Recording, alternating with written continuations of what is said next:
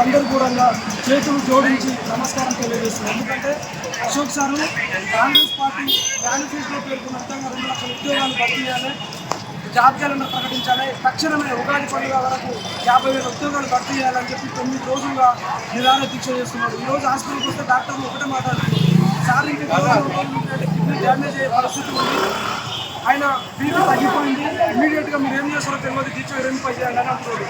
మీ అందరూ ఒకటే చెప్తున్నారు, రాజకీయ నాయకులు వచ్చి కలుస్తున్నారు. మన నిరుద్యోగులకు ఏమైంది? 9 రోజుల నుంచి నిరాహార దీక్ష చేసి గ్రామాల పరంగా నిరుద్యోగుల కోసం దీక్ష చేస్తూ ఉంటే మన నిరుద్యోగులందరూ ఎందుకు స్పందిస్తలేదని అడుగుతా ఉన్నారు. కాంగ్రెస్ ప్రభుత్వం ఎట్లనో స్పందిస్తలేదు, మరి నిరుద్యోగులకు ఏమైంది? ఇన్ని మన కోసమే కదా. సరే, రాజకీయ ఎజెండాలు పక్కన పెడితే నిరుద్యోగ ఇష్యూ రాష్ట్రం అంటే ప్రభుత్వం దృష్టికి తీసుకుపోతుంది కదా, మీరు ఎందుకు రావట్లేదు? నిరుద్యోగులు దయచేసి మీరు అందరూ కూడా రండి. 35 లక్షల మంది నిరుద్యోగులను దృష్టిలో పెట్టుకొని సార్ ఈరోజు నిరాహార దీక్ష కూర్చున్నారు. మరి అంతమందిలో కనీసం 5,000 మంది కూడా హాస్పిటల్ దగ్గర లేనటువంటి పరిస్థితులు. సో ఒకటే నిరుద్యోగులందరూ కూడా కథలు రావాలి. మన కోసం మాత్రం అశోక్ సార్ దీక్ష చేస్తున్నాం, వేరే స్వలాభం ఎలాంటిది కూడా లేదు. మన కోసం చేస్తున్నాం కాబట్టి మనమందరం కలిసినట్టుగా సార్కి మద్దతుగా రావాలి. తెలంగాణలో ఉన్నటువంటి లైబ్రరీలు అందరికీ కూడా మేము ఒకటే విజ్ఞప్తి చేస్తున్నాం, సార్ పరిస్థితి దయనీయకరంగా ఉంది, దయచేసి అందరూ రండి. కాంగ్రెస్ ప్రభుత్వానికి ఒకటే ఇస్తున్నారు, ఇమీడియట్గా అశోక్ సార్ విషయం పైన స్పందించండి. మీరు కుమారి అంటే విషయం పైన స్పందించారు, మరి అశోక్ సార్ కాంగ్రెస్ పార్టీ అధికారాన్ని తీసుకొచ్చినటువంటి అశోక్ సార్ నిరుద్యోగులు మా పైన మీరు ఎందుకు స్పందిస్తలేరు? స్పందించాలి. లేకపోతే నిరుద్యోగులు అందరూ కలిసి ఏకమై నేపాల్ వచ్చిన విధంగా రావడానికి సిద్ధంగా అవుతుంది. దాని కారణం కాంగ్రెస్ పార్టీ గుర్తుంచుకోవాలి అని చెప్పి తెలియజేస్తాను. నీళ్లు అయితే రైతులకు అందలేదు, నిధులు కూడా వాళ్ళ రాజకీయ నాయకుల చేతిలోనే పోయింది. అదేవిధంగా నియామకాలనే కూడా ఓన్లీ రాజకీయాలకు మాత్రమే వాళ్ళు ఎమ్మెల్యేలు ఎంపీలుగా నియామకాలు అయినా తప్ప నిరుద్యోగులకు ఒక్కడికి కూడా ఇప్పుడు దాకా ఒక ఉద్యోగం కూడా చెందని పరిస్థితి రాష్ట్రంలో. అదేవిధంగా అశోక్ సార్ ఇవాళ నుంచి 10వ రోజు నుంచి నిరాహార దీక్ష చేస్తూ ఉంటే ఆమరణ నిరాహార దీక్ష ఏ పార్టీ విషయమంతా కూడా ఈ రాష్ట్ర ప్రభుత్వానికి చీమ కుట్టినట్టు కూడా లేదనే విషయం అర్థం చేసుకోవాలి. ఈ విషయమై రాష్ట్ర ప్రభుత్వం తక్షణమే స్పందించాలి.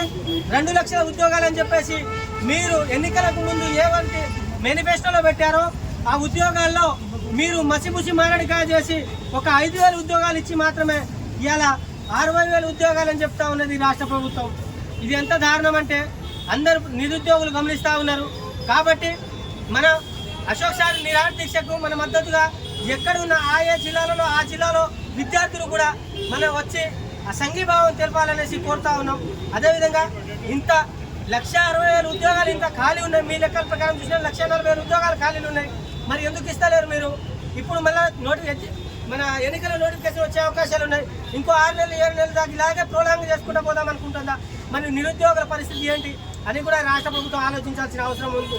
ఎందుకంటే రోజు రోజుకు అశోక్ సార్ ఆరోగ్యం క్షీణిస్తూ ఉంది, దాన్ని కూడా ప్రభుత్వం దృష్టిలో పెట్టుకోవాలి. కాబట్టి దయచేసి ప్రభుత్వం తక్షణమే స్పందించి ఈ నిరుద్యోగ నోటిఫికేషన్ తొందరగా ఇవ్వాలని చెప్పేసి రాష్ట్ర ప్రభుత్వాన్ని కోరుతా ఉన్నాం. I want to directly question Rahul Gandhi ji. Rahul Gandhi ji, आपने क्या किया है? Today you killed the aspirations of lakhs of students in Telangana upon appointing a chief minister like Revanth Reddy Garu, who has least concern for Telangana. Rahul Gandhi ji, I wanted to tell you one thing. आप आपकी माँ सोनिया गांधी जी से एक बार पूछिए. Please ask her about Telangana movement. You ask her about KCR Garu. You ask her about the sacrifices of martyrs in Telangana. उसके बाद आप तेलंगाना आइए. You please look at here.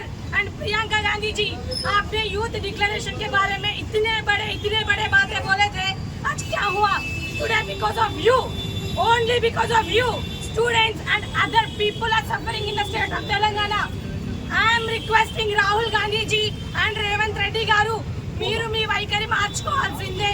మీరు మీ వైఖరి మార్చుకోకపోతే ఇక్కడున్న నిరుద్యోగులు ఎవరైతే ఉన్నారో పెద్ద ఎత్తున మీ గాంధీ భవన్ ముట్టడి చేయబోతున్నారు. సో రేవంత్ రెడ్డి గారు వెంటనే నిరుద్యోగులతో చర్చలు జరిపించాలి. Ashok sir and I'm requesting my co aspirants brothers and sisters out there in Telangana, ఈ రోజు మన కోసం అశోక్ సార్ ఐసీయూలో ఉంటారు. నేను వెళ్ళి చూసేసి వచ్చానండి. సార్ కండిషన్ చాలా పెద్దటికి చాలా వర్స్గా ఉంది. ప్రతి ఒక్కరు 9 రోజులకి నిరాహార దీక్ష కాబట్టి మరి మీరు ఎక్కడ ఏ మూలం దాక్కున్నారో నాకైతే అర్థం కావట్లేదు. నిరుద్యోగులు ఎందుకు సోయి లేకుండా కూర్చున్నారో కూడా నాకు అర్థం కావట్లేదు. నిజంగా మీరు కడుపుకు అన్నం తింటున్నట్టయితే రేపు పొద్దున సార్ వచ్చి చూసుకోండి. మీరు రావాల్సిందే, మీరు రావాలి. వెంటనే 2 లక్షల ఉద్యోగాలు ఏదైతే కాంగ్రెస్ ప్రభుత్వం ఇస్తామన్నదో ఆ 2 లక్షల ఉద్యోగాలు ఏవైతే ఉన్నాయో భర్తీ చేయాలి. And I'm also requesting the opposition leader so called KTR గారు, మీరు కూడా వచ్చి సార్ని చూడాలండి.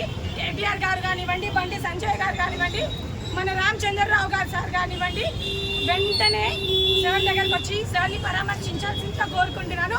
జై తెలంగాణ, జై తెలంగాణ, జై తెలంగాణ.